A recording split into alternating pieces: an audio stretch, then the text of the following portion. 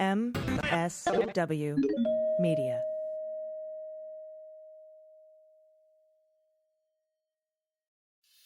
I just want to find 11,780 votes. The Fulton County Grand Jury investigation of Donald Trump. What proves fact A, fact B, and fact C? If we can do that, I'm going to bring an indictment. I'm Bill Rankin. I'm Tamar Hallerman. Join us for Season 9 of Breakdown from the Atlanta Journal-Constitution. Listen now, and please follow us on Apple, Spotify, or wherever you get your podcasts. Thanks to Athletic Greens for supporting the Daily Beans. Athletic Greens is going to give you a free 1-year supply of immune-supporting vitamin D and 5 free travel packs with your first purchase. Just go to athleticgreens.com/dailybeans to take ownership over your health and pick up the ultimate daily nutritional insurance. News with swearing.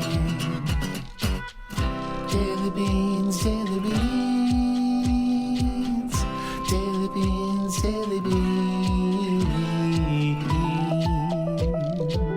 Hello and welcome to the Daily Beans for Thursday, November 10th, 2022. Today, the midterms are over, but the count continues as voters choose democracy and abortion rights. Judge Kelly has rejected a Proud Boys motion to move their seditious conspiracy trial out of D.C., and a judge has denied Donald's motion for a stay pending his appeal of a fiscal monitor for the Trump Organization. I'm Allison Gill. And I'm Dana Goldberg. We did it, Dana. I mean, we did it. This is the best numbers coming out in the last 40 years for a first-term president. Yeah, definitely for a Democrat. The only other president to do better was Bush in his first midterm. I think he picked up 8 seats. We'll talk about those numbers, and we're going to have a pretty unscripted show today. We're just going to talk about the races that we were following, and I also want to thank our good friend, Mary Trump, for hosting an election night live situation on the Mary Trump Show with the Nerd Avengers. I got to hang out with them for a little while, and that was super fun. So thank you, Mary, and all the work that whole team has done for these midterm elections. Truly was an extraordinary night. I mean, you know, obviously it wasn't a blue tsunami, but we definitely prevented a red wave. So, and that's super important, and we'll get into that.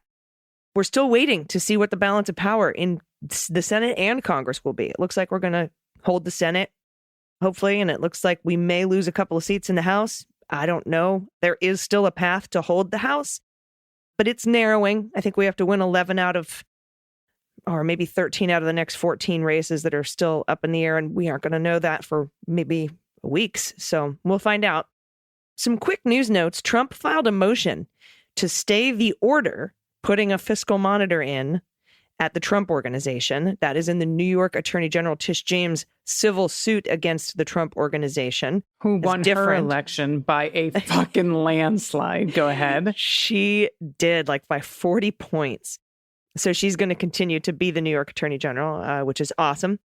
But yeah, so she wanted to put a monitor in there because he was hiding assets, and the judge agreed, and he's like, but wait, just wait a minute. And the judge is like, no. So the monitor is going. And another loss for the MAGA crowd. The Proud Boys wanted to move their trial out of D.C.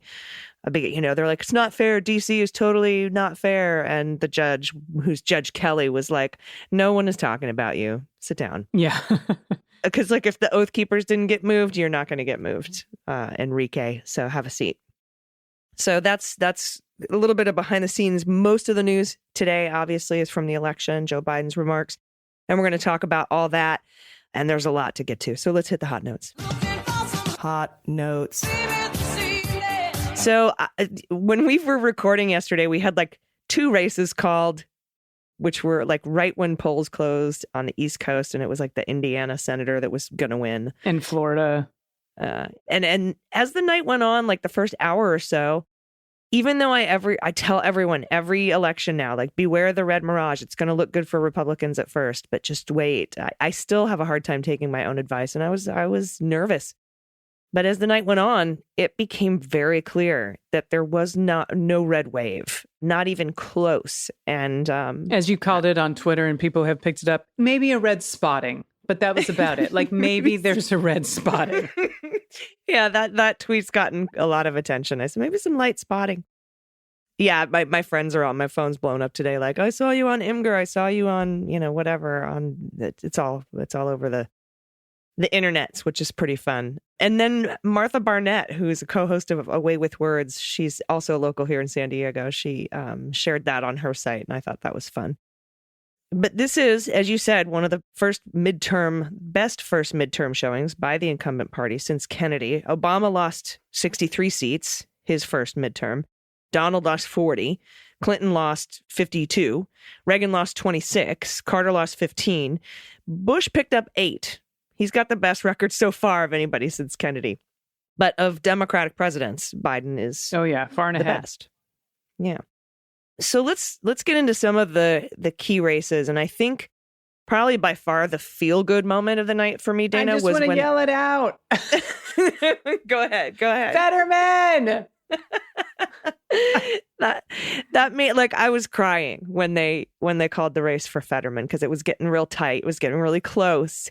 And we really needed to pick up that seat in Pennsylvania. And that was a flip. That is the seat that was vacated by Toomey. Yeah. And in his retirement in Pennsylvania. And it's just, I think, a wonderful testament to all the people in Pennsylvania. And I know we have a ton of listeners there. So thank you for voting early, voting often, getting your friends out there, taking people with you, because every vote mattered in this one. I think it was really funny that all the Republicans, there's something wrong. If they can't count Pennsylvania the night of the election, it's cheating. And I'm like, well, ask and you shall receive. We're going to go ahead and call the governor's race and the Senate race the night of the election when, that was, we didn't think that even that was a possibility. We didn't think that was going to happen because of the mail-in voting, and they don't count those first because in Pennsylvania, they passed a law that you can't. And so it was a really interesting situation, but one that was sort of a big fuck you to all the Republicans that were like, we need to know Pennsylvania by the end of the election. Well, there you go. Yeah, and Carrie Lake over in Arizona, meanwhile, it's like, we need to call it, that night. And if we had done that, she would have lost. Yep. And she's still trailing, but it's a pretty thin margin. We'll talk about the governors in a minute. Now, as you recall, my predictions were we were going to pick up 2 House seats and 3 Senate seats. The reason I thought we would get 3 Senate seats is I thought for sure Tim Ryan would win in Ohio. I was very wrong. I know. I did too. However, he was able to get a lot of Democrats out that ended up flipping some House seats for us that are going to really mitigate the number of seats that the Republicans get in the House. Yes. And I thought for sure Ron Johnson would lose. He's such a pile of shit. I thought for sure Mandela Barnes was going to beat him, but that didn't happen either. It was very close, that race, though. Well, I think we can see in this country that there's still whether you're in there or down in Georgia, there's a lot of misogyny and a lot of racism still that even deep within our, even sometimes within our blue areas, and so that's something that needs to be acknowledged. And even on our side that, even the Democrats down in Georgia, the white women, they don't necessarily want a black woman as governor. It's always the white women fucking shit up. I know.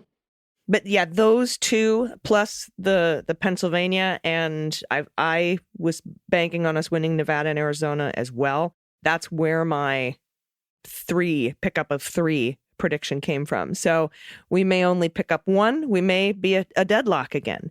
But the race is too close to call in Arizona, though I think Mark Kelly has a very good chance of winning that.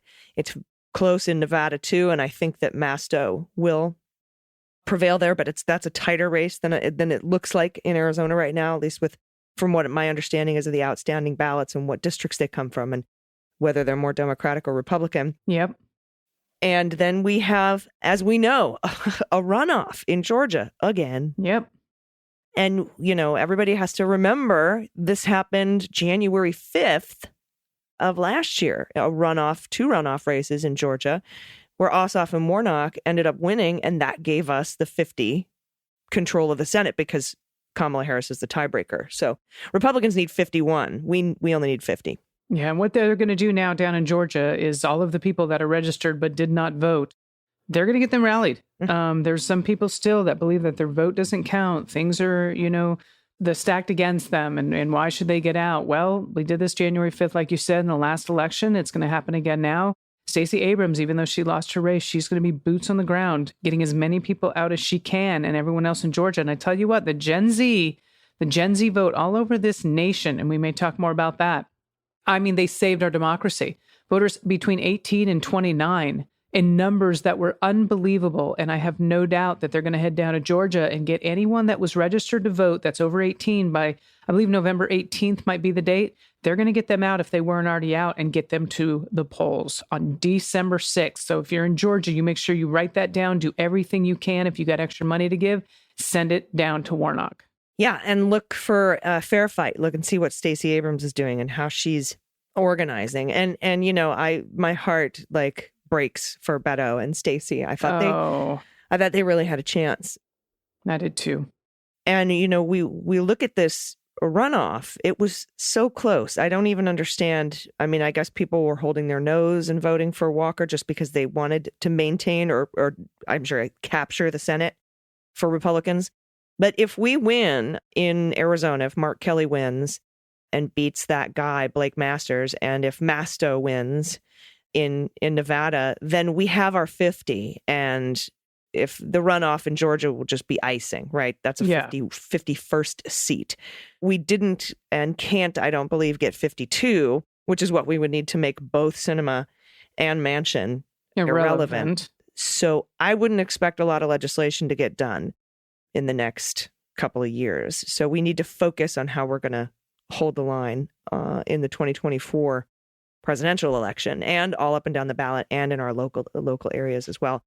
And also, what's interesting is the runoff now means I was wondering, Dana, how this would impact the DOJ, because like at midnight last night, I'm like, that's it. DOJ is free to indict. Come on, bitches. Yep.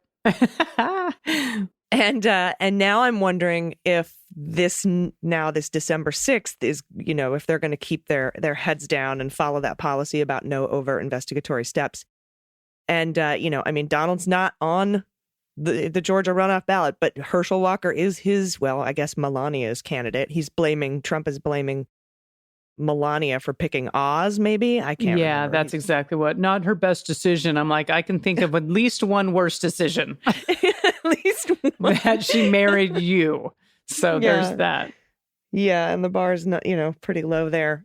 But I'm interested to know if anyone's going to ask Merrick Garland. I would assume he's not going to take any. I don't think he's going to indict anybody before the runoff for the control of the Senate. But we'll see. I'm more sure, but again, don't know. We haven't heard an answer from either Merrick Garland or Fani Willis, but I'm more sure that Fani Willis isn't going to do anything. Right. Because that is in Georgia. I would assume you're right. Yeah. And the governor seats, my goodness, we had some good ones happen. Mm-hmm. Yes, that we had the biggest win for Democratic governors since 1986, I believe Joe Biden said today. We retained 3 major governorships, Evers in Wisconsin, Gretchen Whitmer, who in Michigan, by the way, first of all, she got the state house and, you know, state legislature blue. And all of it, all of Michigan, right? I mean, yeah. Up and down blue. And she did that after having her life threatened multiple times in that kidnapping plot and other ways. But of course, the media is going to focus on how did DeSantis keep Florida red? You know, right. Like he'll be the media darling now because, you know, probably he's going to be running against Donald. And of course, Donald, as we went over in previous shows, is threatening to reveal very bad information about him. I know more than his wife, which is creepy. But Whitmer is to me the darling of this election with what she did, what she was able to accomplish, the odds she was facing, and everything else she got, all of the up and down ballot races that she helped impact in her state. And then we get Shapiro won in Pennsylvania, which was so fantastic against Mastriano, who's just a douche nozzle. Oh, yeah, insurrectionist, right? Yeah, He's a MAGA guy, and that's sort of the theme that's coming out from the night, right? Is that America's just sort of tired of fucking Donald Trump. But we flipped 2 big governor seats, including Wes Moore, first Black governor of Maryland. And, of course, Maura Healey, first lesbian governor. I love that. And we have another lesbian governor to add to that now, Oregon, which is a big deal. So that's awesome. I mean, I'm telling you, the LGBTQ community, we showed up. And I know the Human Rights Campaign had a lot to do with a lot of these races. So I'm proud of the work I've done and the money I raised, because all of the money when I am on stage over the last year goes toward their Equality Vote Super PAC so that they can put the money in races they knew they had a chance. And like this. So it's so nice that Massachusetts now has not just a Democratic governor, but a lesbian, first lesbian in the country. Yeah. And thank you. We're so grateful to you and your work. Thank you. HRC. All of them. Yeah. Because we are finally getting some actual fucking representation in these offices of what America looks like. Yep. And we flipped state houses. This was not expected either. We did that in Pennsylvania, Michigan, Massachusetts, Maryland, and Minnesota. So that all of those now are full blue, all blue. It's so beautiful. Congratulations to those states. And voters overwhelmingly voted for choice. Yes, they did. In places like Kentucky, AG. Mm-hmm. Yeah. And I mean, what do you think, like... Because I feel like the pundits and the polls were like, it's about inflation and crime, duh. And, I kept talking about, I think they're rigging the polls. I think they're trying to make us feel disillusioned. I think they're trying to make us feel like we don't, like apathetic, like we shouldn't even bother voting because the economy is so bad. We're just going to lose 50 seats like we always do. Yeah. But that's not what happened. I know. In Kentucky, I mean, that was a vote against restricting abortion in the state. But Michigan, California, and Vermont, they enshrined it into their constitution. So, and this is an interesting thought. And listen, we haven't talked about this. I'm hesitant to mention on the air, but this is how my brain works. If God forbid we end up losing the House, and if God forbid, and I don't think we'll lose the Senate, if Republicans were smart, and they're not, they would codify Roe. Because this is the thing that most of them lost their races on. And I know that's why 2024 is so important. Right. Because even if, and I don't think we'll lose the Senate, but I don't let's say worst case scenario, we lose the House and the Senate, you still would need 60 votes in the Senate to codify. And Biden's not going to sign it. Right. To ban abortion. Right. Yeah. Oh, no. I'm talking the other way. Like, think about that for a second. If Republicans know that they're going to lose more seats and more Senate seats and the White House because people care about abortion rights, if they actually had a majority, they would codify it. But I don't think they can or will because the Supreme Court has been bought off to actually ban it. Like, I think it's this weird situation that, like, if they were smart enough, they would do it. But it's never, you know what I'm saying? But it's never going to happen because they know. I know we tried our best to overturn it, but we really like you now, so we're going to codify it. Right, because we also lost all of our fucking elections probably based on the fact that the youth, especially young women, trans people, non-binary people, anyone that can reproduce, they got out and they fucking voted. And these Republicans thought that they were going to vote on the economy and gas prices. A lot of people voted because Roe was overturned. Yeah, and who knows? If we hold the Senate, lose the House, we may be able to dig up enough Republican votes to codify Roe. Exactly. Which I would say, yes, do it. But like you said, without an expansion of the Supreme Court, they're just going to gut it. So, and like you said, they probably know that. And of course they know that. Those seats were bought off specifically to ban abortion, specifically by the religious right to ban abortion. Yeah, but that's an interesting thought to be like a Republican senator be like, oh, no, I'm totally pro-choice. And I voted to codify Roe. Yep. Fingers crossed behind your back, knowing the Supreme Court that you jammed in there is going to fucking exactly knock it off. And man, biggest loser last night? Give it to me. Yeah, you know it. We know who the biggest loser was last night. Oh, he was fuming today. Fuming. It was that was the red wave, was the ketchup on the wall. And his blood pressure just rising through his body. And I'm like, Jesus, take the wheel.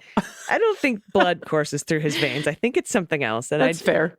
Motor oil, maybe? Maybe. I'm not sure. But yeah, Donald, even Fox News today was like, we have a Donald Trump problem. Yeah.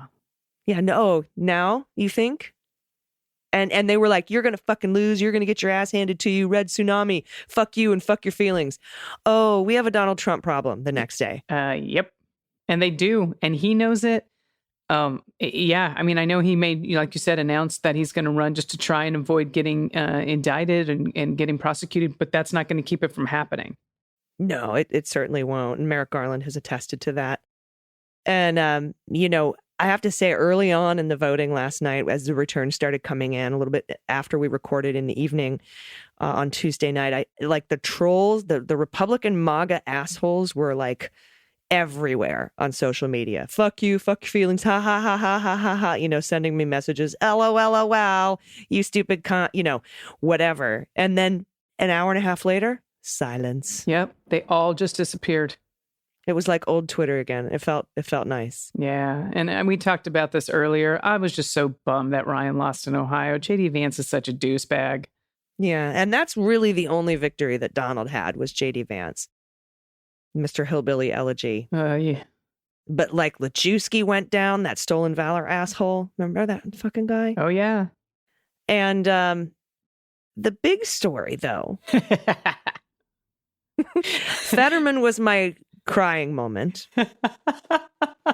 And my holy shit moment. I know it's not done yet by the time we tell this story, but keep going. My holy shit moment was that Lauren Boebert is losing. Oh my God. Right now, when we're saying this into the microphone by 62 votes with 96% of the vote in.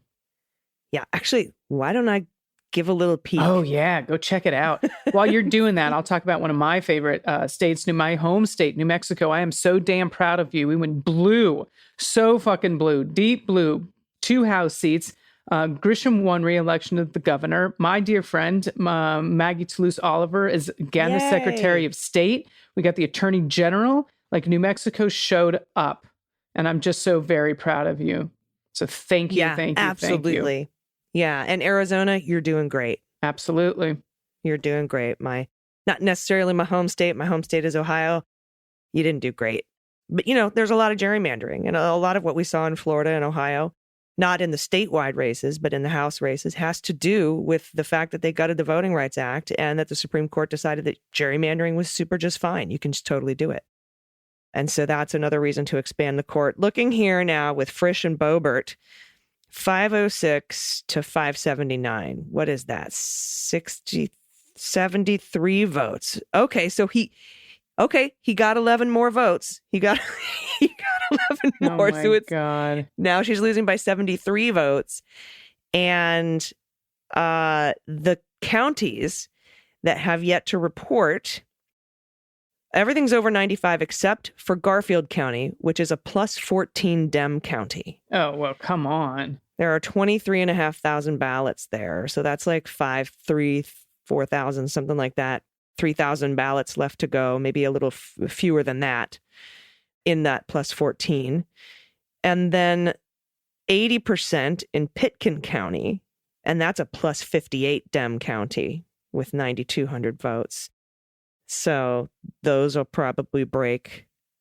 Those will definitely break against Boebert. And then the only one that Boebert that has like more votes left outstanding, that's a Boebert county, is Otero County, and it's a Boebert plus 14. But there's only 5,300 votes in that county. So number-wise, we're still in good shape. Not enough to make it up. And so by my math, I don't think she can catch him by my math. Oh my God, it's going to be such a celebratory moment. Now, a 0.05 difference, and right now there's a 0.03 difference. If anything is less than a 0.05 percentage point difference, I think that's good. Gets an automatic recount. Yeah, it'll happen. Yeah, so that's what we're looking at. And that, to me, is like everyone's oh shit moment. I tweeted that photo, like when Kornacki brought it up just sort of randomly, just to check in and see how Boebert was like smashing her opponent. And he was ahead by a lot. Everyone was just like, go back. What the fuck? And I took a picture of it. I put it on Twitter. She like 10,000 likes within 3 minutes. Everyone's like, what? It's blowing my mind, that particular race. Yeah. But again, it speaks to America and Americans voting out Trumpism.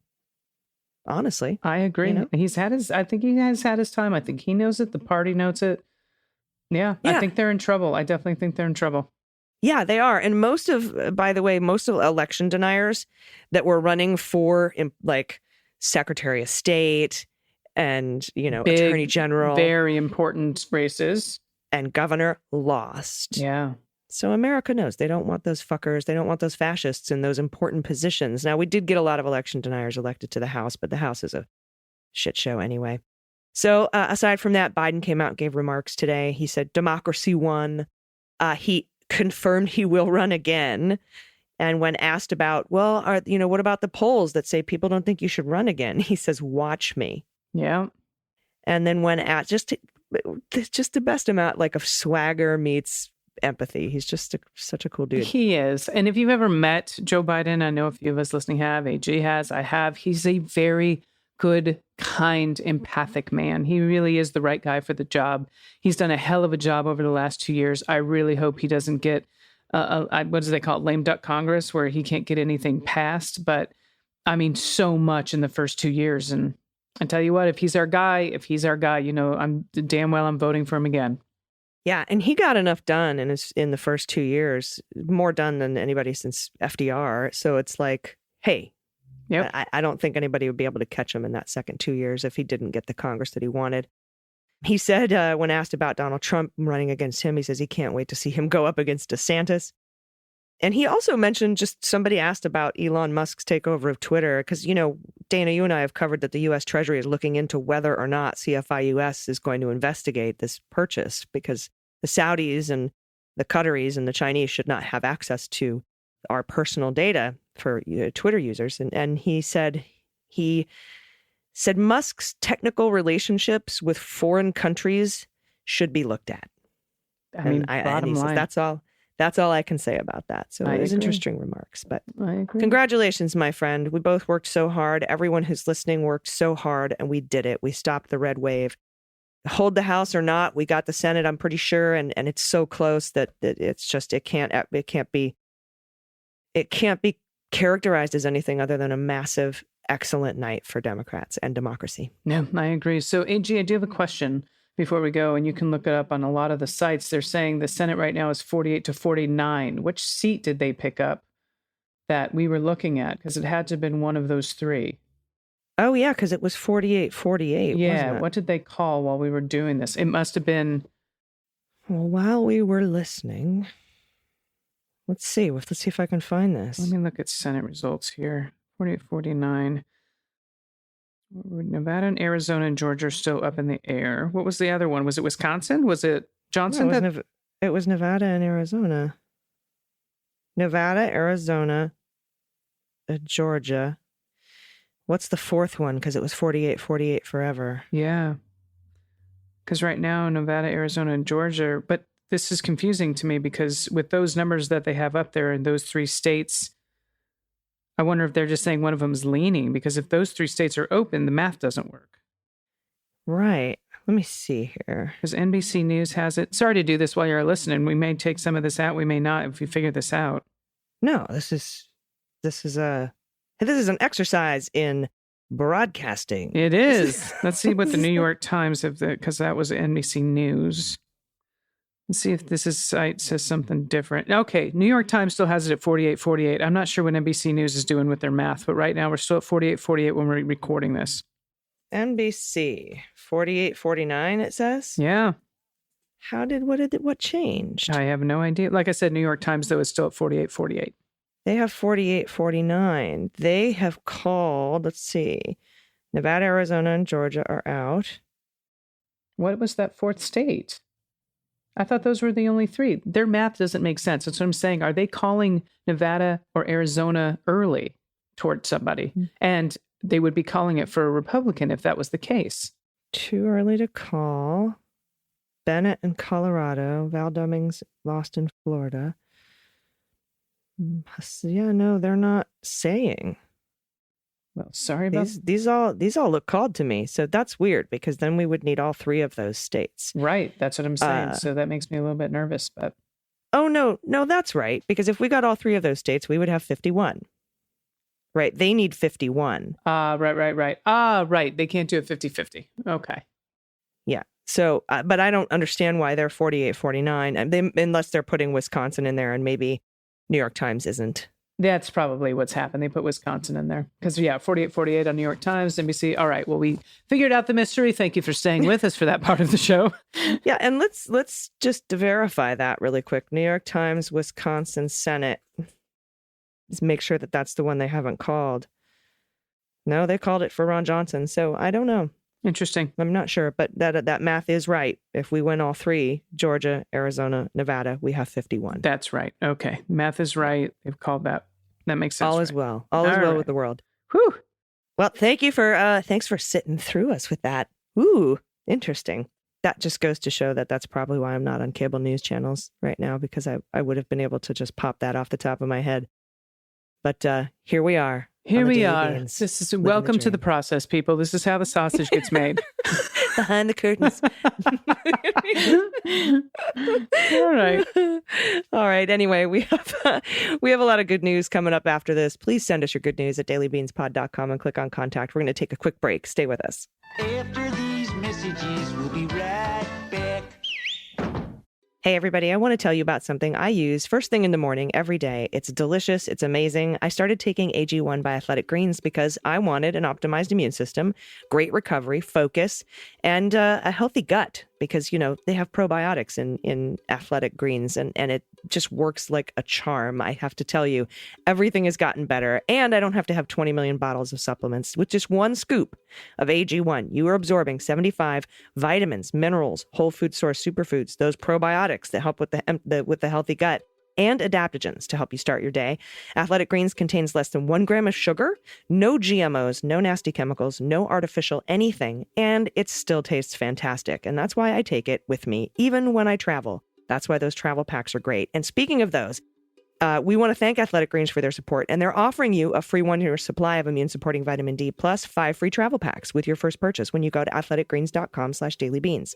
In 2020, Athletic Greens purchased carbon credits that support projects protecting old-growth rainforests so you can be healthy and help the planet too. So right now it's time to reclaim your health and arm your immune system with convenient daily nutrition. It's just one scoop. It's delicious. And a cup of water every day. That's it. No need for those million different supplements to look out for your health. And again, to make it easy, Athletic Greens is going to give you a free 1-year supply of immune-supporting vitamin D and 5 free travel packs with your first purchase. All you have to do is visit athleticgreens.com/dailybeans. Again, that's athleticgreens.com/dailybeans to take ownership over your health and pick up the ultimate daily nutritional insurance. Everybody, welcome back. It's time for the good news. Who likes good news, everyone? Then good news, everyone.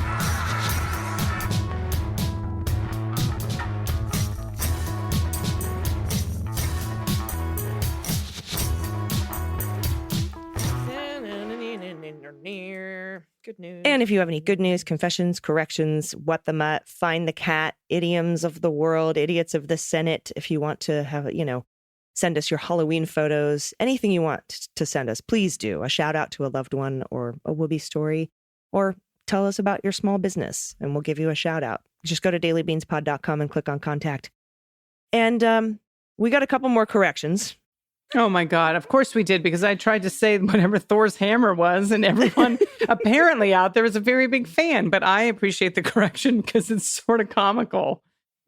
So this is the pronunciation of Mjolnir. So you're getting another chance to get it right. And I probably got that wrong too. Really looking forward to the next podcast spinoff. Mjolnir, she wrote. So maybe it's Mjolnir. I don't know. I think it's a Y. It's like Milner. Moliner? Yeah, I think this next, I think the first, if you do Nick's, I think there's some explanation in here. Oh, is there? Yeah. Because I was just going to look it up. No. Here we go. All right, go ahead. Oh, you're making me do this. All right. This is from, fuck. This is from Nick, pronouns he, him. Happy post-election day. As a follow-up to my clarification, I'd like to answer Dana's question about pronouncing the name of Thor's hammer. You basically pronounce the J as a Y. If you want to be truly proper about it, the hammer's name is spelled with the Norwegian /O, as one does with moose bites, which you pronounce like the U in burn, which is moose bites. Okay. See included link. Then the I, this is going to be a fucking disaster. And then the I is pronounced like the one in ski. Okay, great. So, oh God, the best I can render it without the international phonetic alphabet is Mjolnir. Mjolnir. Mjolnir. Mueller. Mjolnir, she wrote. Mjolnir. All right. Oh, the you and Burn. All right. Mjolnir. I think there's going to be a couple of these today. So on a related note, I'm frankly surprised that neither of you so much as chuckled at the term peen. We had too much going on. It's just too funny a word not to find amusing. Also, I misremembered about Beta Ray Bill's face in Thor Ragnarok. It's not on a stone pillar, but a building. See time code 3121, at least if you're watching on Disney Plus. He's at the top left. That's an okay. Here we go. Now, including as further text is a picture of floof potato treble. From last time, we were trimming the guinea pig's nails. Me after voting yesterday, and a shirt my son has of Michael Myers from Halloween. I include this because my mind once very briefly recognized the figure on the shirt as not the aforementioned murder aficionado, but real-life jerk-ass Elon Musk. Once I told my son that, he said to me that he can't unsee it now. I'm sure neither can you. Okay, the pig is There's adorable. the guinea. Yep. Little And Epona. then, yep, after voting. Nice. Oh, yeah. Oh, yeah. Look at that. Yep, I do see a little bit of it there. Here we go. I think there's more corrections for me. You get this one. Have fun. All right. Hey, from Jess, pronouns she and her. Good morning, gracious ladies of the beans. I'm waking up on a beautiful fall morning in Pennsylvania to good news, followed by a slight correction for Dana. First, the amazing news. Oh, man. Both Josh Shapiro and John Fetterman have been elected. While I'm disappointed in some of the other results from around the country, I am cautiously optimistic for the current status of the governor's race, where my family is in Arizona. Me too, Jess. On to the correction. On today's pod, Dana had the hilarious task of trying to pronounce Thor's hammer, Mjolnir. The sounding out of Mjolnir had me cracking up. Mjolnir. But also made me remember one of my favorite pronunciations of the hammer from the Marvel Cinematic Universe. Darcy Lewis of the Thor movies, she simply pronounces it Mew Mew. There you go. That's what I'm going to call it from now on. Thank you for all you do on a daily basis to help maintain some sanity in my world. Awesome, Jess. Thank you so much. Next is from Doug, pronouns he, they. Hey, Beans Queens, good news. I voted for Josh Shapiro and John Fetterman on Tuesday. I didn't go alone, though I brought my 93-year-old bubby, mother, and my 18-year-old niece. That's 4 generations of proud Jewish Americans. Podtax is my 20-year-old cat, Allie, named after where I found her. Oh my God, she's beautiful. 20. Okay, so AG, do me a favor. Don't scroll all the way down the picture. Just scroll past her chin and it looks like she's wearing a blazer. Oh, you're right. Oh, that's cute. Yeah, it does. It looks like A great blazer. Because her tail behind her looks like another shoulder. Oh God, she's sorry, like that got me giggling. It's like a black blazer with a brown shirt and a white ascot. It's very cute. Yep. You're a white ascot. Okay, go ahead. You're right. Next up from Casey. No pronouns. I think there's something wrong. I think there's something wrong with me. That reminds me of Miss Congeniality. You haven't insulted me yet today. You're a Don Ho. Yeah. Casey. Hi, Beans Queens.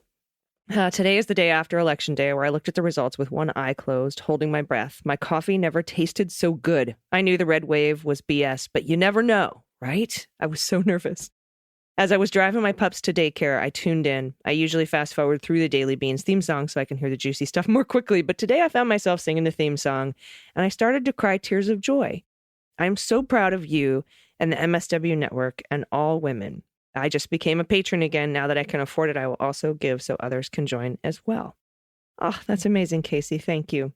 In Beansy Queensy love, Casey, Eden, and Ollie. Look at this the baby. Both of them. Oh, dog's yawning. My goodness. Look at them both together. And they're happy babies. The one just looks like perpetually yawning. And the other one looks perpetually goofy and happy. Oh my gosh. Thank you so much. Oh, that means a lot. Thank you so much, Casey. Oh, thank you guys for the laugh today. Oh, man, I hope you got one out of it, too. I don't mind if it's at my expense. Sometimes it's just worth it. It is, but do you want to take the next good news? Oh, we're not done yet. Yeah, I'm happy to. No, all right. There's another Here we one, go. and it's- Oh, fuck. Okay. Wait. It is a beautiful puppy. Oh, it is a beautiful. Oh, my goodness. Okay. This is from Lori, pronoun she, her. Hello, Beans Queens. I love you ladies. You're my favorite podcast. I wanted to see how seriously my pups take their voting duty. Meet Cole. Wow. Coel. It's Probably this- like yeah, Jorel. Yeah, Coel. Okay, Coel. My therapy dog, Fox Red Lab, and Herschel, a puppy in training for guide dogs for the blind. Black Lab. He went to the polling drop-off after school yesterday. It was so funny to have a Black Lab puppy named Herschel. Thankfully, Walker is not running in my state of California. Shout out to my badass daughter serving in the Air Force, Major Courtney. Thank you, Major Courtney. Almost her birthday, and I'm so proud of her. Happy almost birthday, Major Courtney. Thank you for your service in the Air Force. And I just saluted, even though I'm not supposed to because I'm a civilian. It's okay. I think she'll let it go. Yeah. Do you have your hammer? Yes. Yeah, that's Mjolnir. Meow. That's Mew Mew. You know, my hammer Mew Mew. Oh, we're such dorks. We're slap happy today. I mean, shit, we haven't lost our shit yet. They haven't called anything. Right now, we're still feeling joyful. We have, yeah, and a lot of us, we haven't really slept, to be honest. We're just sort of watching all these returns come in, and it's a really happy day. I'm very, very relieved. So again, thank you, everybody. Do you have any final thoughts before we get out of here today? Yeah, Gen Z, one more time, give it up. We have our first Gen Z in Congress, which is amazing. We need more of that. The youth will lead us. You all, I've been talking about this for years. The older generation is going to die off. I'm not wishing it early. I'm just saying eventually they will. And this new generation coming in, these young voters, they have a different mentality that this is the arc of justice bending in their direction. So please, if you are a young person, you are 18 and over, make sure that you are voting. And if you are going to turn 18 before the 2024 election, the moment you do, please register to vote so that your vote can be counted in the next presidential. And all of those House seats are back up, and the Senate is going to be as well. So please, please, please. Yeah. And don't forget to check out runforsomething.net. We had Ms. Littman on here to talk about that amazing organization. So if you're thinking of running for something, local water board, city council, library council, community college council, runforsomething.net. Do it. Yeah, absolutely. More young people, more women, more representation in Congress. So this can truly be a diverse constitutional republic, and that we all get our voices heard. Because we can be a democracy and a constitutional republic at the same time. Absolutely. All right. Thank you so much, everybody. We'll be back tomorrow with probably more results. I just refreshed on the Boebert thing. It's still the same. It's still 73 votes. So tomorrow, we'll be back tomorrow. Until then, please take care of yourselves, take care of each other, take care of the planet, take care of your mental health. Vote blue over Q. And you know what? Take everyone with you when you do. I've been AG. And I've been DG. And them's the beans. The Daily Beans is written and executive produced by Allison Gill with additional research and reporting by Dana Goldberg and Aimee Carrero. Sound design and editing is by Desiree McFarlane, with art and web design by Joelle Reeder with Moxie Design Studios. Music for The Daily Beans is written and performed by They Might Be Giants, and the show is a proud member of the MSW Media Network, a collection of creator-owned podcasts dedicated to news, politics, and justice. For more information, please visit mswmedia.com. MSW Media.